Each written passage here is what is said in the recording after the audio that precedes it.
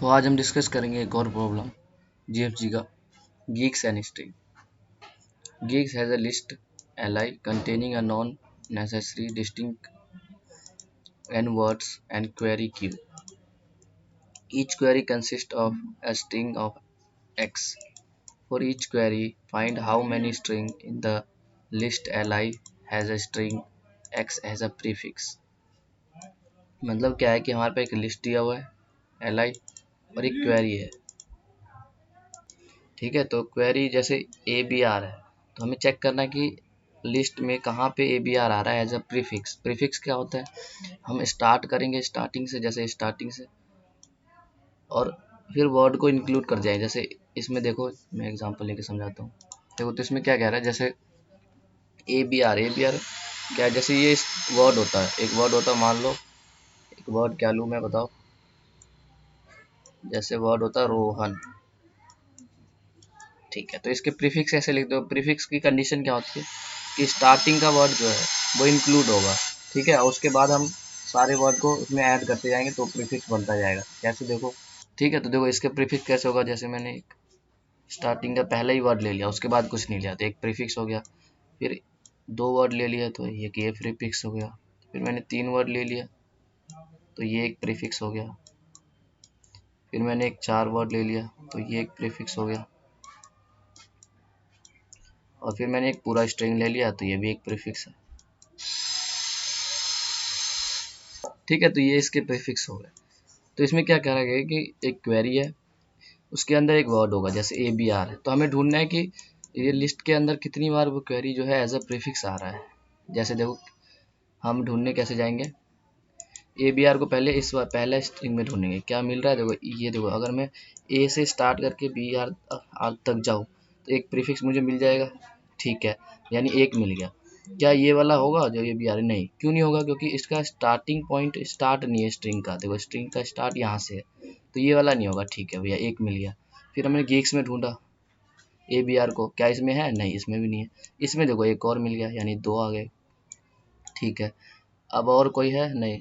बाकी में देखो पूरे हमने ऐसे पूरे में ट्रेवर्स कर लिया, तो इसके लिए कितना आया आंसर, 2, यानी इसका आंसर 2 होगा, ठीक है। फिर अगला वर्ड क्या है, गीक्स। तो हमें गीक्स को सर्च करना है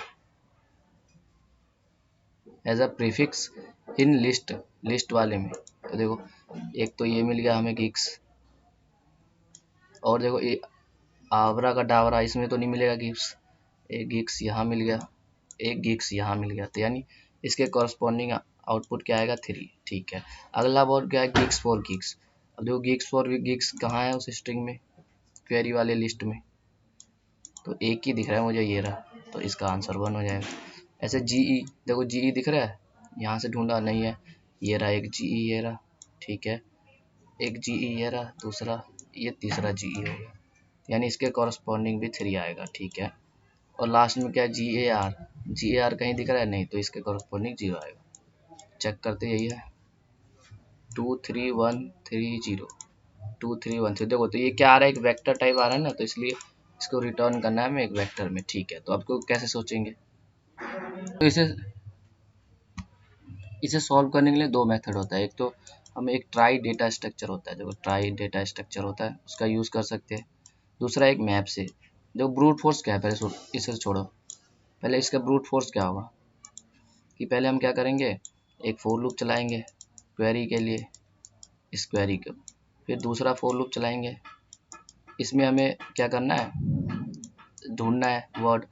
तो इसमें पहला एक क्वेरी चलाएंगे, इसमें पहला कैरेक्टर में ढूंढेंगे, फिर दूसरे में से, तो एक फोर लूप ये होगा। फिर अब इसमें जब हम जाएंगे तो इस वर्ड में भी तो बहुत सारे कैरेक्टर है, तो इसके लिए भी फोर लूप चलाना होगा कि उसमें कितने प्रीफिक्स है। देखो 3 फोर लूप हो गया, 3 फोर लूप में अगर मैं इसमें इसका साइज़ क्या है, देखो पहला साइज़ में क्वेरी है तो क्यू, मान लो इसका साइज़ क्यू है, ठीक है। और इसमें फोर लूप जाएगा तो ये लिस्ट के लिए है, तो लिस्ट का साइज़ एक एल आई मान लेते हैं। और फिर इस वर्ड का साइज़ एक्स है, तो इसका टाइम कॉम्प्लेक्सिटी क्या आएगा, Q into L I into x. तो ये क्यू आई एल आई तो चाहिए हमें, देखो टाइम कॉम्प्लेक्सिटी देखोगे, क्यू इंटू एक्स चाहिए हमें, यानी इस चीज़ को हमें हटाना पड़ेगा किसी एक चीज़ को, तो यानी ब्रूट फोर्स डायरेक्ट तो नहीं कर सकते, ठीक है। दूसरा तरीका क्या होता है तो इसके बाकी वो जो दो मेथड मैं बताया था, एक तो ट्राई से कर सकते हैं, ट्राई डेटा स्ट्रक्चर, और एक मैप से करते हैं। तो देखो ट्राई वाला सॉल्यूशन क्योंकि लंबा है और मैंने पढ़ाया भी नहीं है, तो मैं अभी क्या करूँगा कि इसमें मैं मैप का समझाऊंगा इस वीडियो में कि मैप से कैसे करेंगे, और ट्राई का जो है मैं एक नेक्स्ट वीडियो बनाऊंगा अभी कुछ टाइम बाद चैनल पे आ जाएगा। तो उससे मैं पूरा पहले तो ट्राई डेटा स्ट्रक्चर समझाऊंगा क्या होता है, उसमें इंसर्शन डिलीशन कैसे करते हैं, फिर उसके बाद ये क्वेश्चन को डिस्कस करूँगा, ठीक है। तो अगर ट्राई वाला सॉल्यूशन देखने आए तो यहाँ पे आप जा सकते हो, क्योंकि मैं इसमें बस अब मैप का सॉल्यूशन बताऊंगा, ठीक है। तो अब देखते हैं मैप का सॉल्यूशन कैसे इसमें करेंगे, ठीक है। तो हम देखो फोर लूप क्या क्या चला रहे थे, एक फोर लूप, एक हम क्या कर रहे थे क्वेरी के लिए चला रहे थे, क्वेरी इसके लिए, और एक फोर लूप किसके लिए चला रहे थे, फोर लूप इस वाले लिस्ट के लिए, और लास्ट फोर लूप क्या था, जो इसमें वर्ड आ रहे थे प्रीफिक्स निकालने के लिए, यानी प्रीफिक्स जो भी वर्ड आ रहे हैं उन सब के प्रीफिक्स के लिए। तो देखो दूसरा चीज़ हम क्या कर सकते हैं, हम क्या कर एक फोर लूप इसी में चला देते पहले, क्योंकि हमें प्रीफिक्स चाहिए, ठीक है। तो प्रीफिक्स के लिए मैं क्या करूँगा, मैप डेटा स्ट्रक्चर का यूज़ करूँगा। मैप में क्या करूँगा, सारे प्रीफिक्स को स्टोर कर लूँगा। जैसे मैंने एक फोर लूप चलाया है, एक मिनट दिखाता हूँ, ठीक है। तो एक फोर लूप चलाएंगे इस वाले में, लिस्ट वाले में, फिर क्या करेंगे, जैसे ये वर्ड आया, क्या आया, आबरा का डाबरा, आबरा का डाबरा। तो मैं क्या करूँगा, पहले एक कैरेक्टर को लिया, उसको मैप में डाल दिया कि इसका काउंट 1 हो गया भैया, ठीक है। फिर दो कैरेक्टर लिया, जैसे इसमें देखो रोहन के लिए हमने करा था ना, तो ये मैप में स्टोर करा लेंगे इसे कि मैप में आर कितनी बार आया है, एक बार ही आ गया, आर ओ कितनी बार आया, वो भी एक बार ही आ गया, इस तरह से आ गया। और अगर एक और रोहन इसमें मान लो ऐसे होता है, एक और रो होता, तो जब हम इसको करेंगे देखो एक आर का प्रीफिक्स मिलेगा, तो यानी इसमें एक ऐड ऑन हो जाएगा, 2 हो जाएगा। फिर आर ओ का मिलेगा, यानी ये 2 हो जाएगा। फिर आर ओ एच का होगा, ये 2।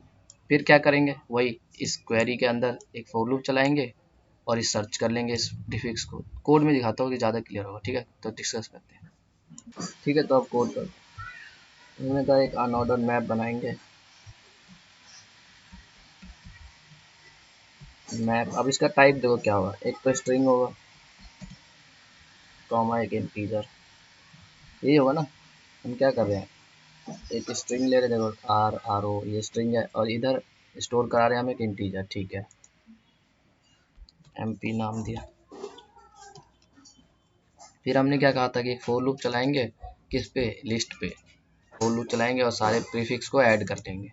तो एक फोर लूप चलाया, integer i equal to 0, i less than, अब क्वेरी का साइज दे रखा है एन, सॉरी क्वेरी कह रहा हूँ मैं, जो लिस्ट का है, ठीक है, एन आई प्लस प्लस। दूसरा फोर लूप क्या चलाएंगे, एक स्ट्रिंग लेंगे, उसका नाम टेम्प दे देंगे,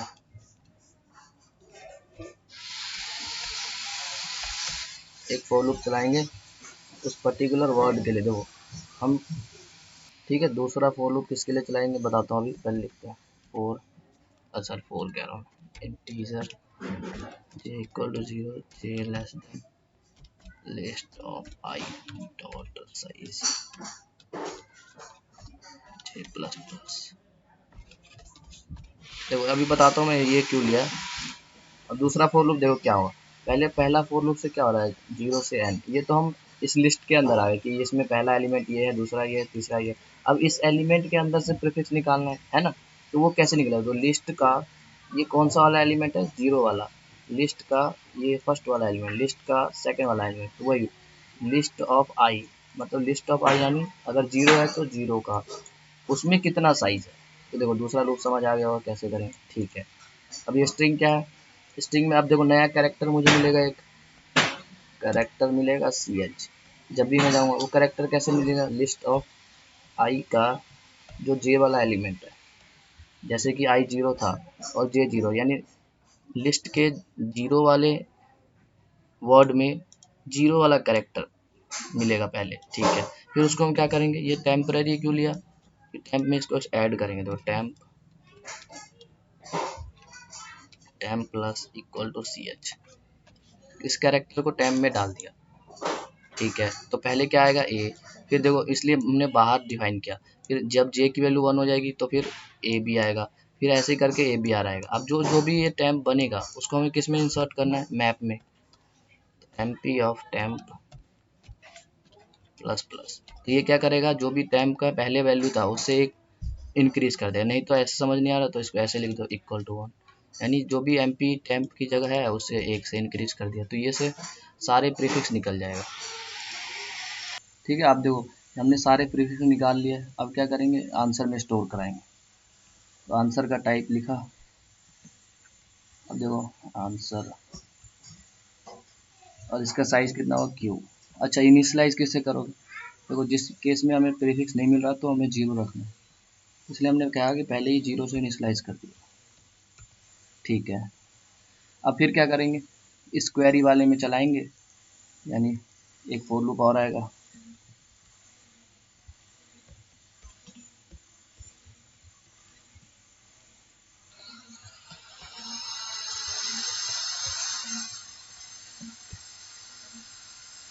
ठीक है।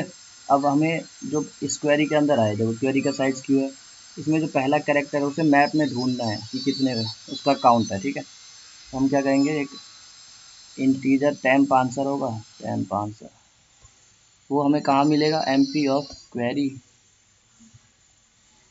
क्वेरी ऑफ आई, ये समझ आया। देखो मैप में हमने क्या करा, क्वेरी आई का जो वैल्यू है उसे हमें टेम्प में स्टोर करा लिया। अब ये टेम्प क्या होगा, वो आंसर ऑफ आई के लिए वैल्यू होगा, टेम्प आंसर, समझ आए ये, कि जो मैप में कैसे स्टोर होगा, जैसे ये मैप में इस तरह से स्टोर है, इस तरह से। तो हमने कहा कि मैप में लेट सपोज मुझे रो का ढूंढना है, इसमें रो का, तो मैंने क्वेरी डाल दिया यानी रो, तो ये किसके इक्वल है, देखो 2 के इक्वल है, तो ये एक इंटीजर टाइप है, तो इसलिए हमने कहा एक इंटीजर में हमने इसको पहले स्टोर कराया, ठीक है।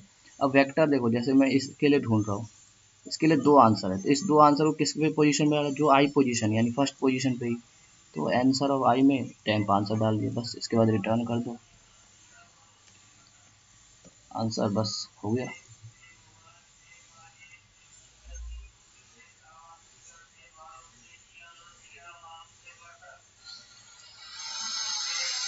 ठीक है, करेक्ट आ गया, सबमिट करके भी देख, नेक्स्ट में जाओ, 1 मिनट दोबारा से करते हैं, ठीक है। तो चल गया ये।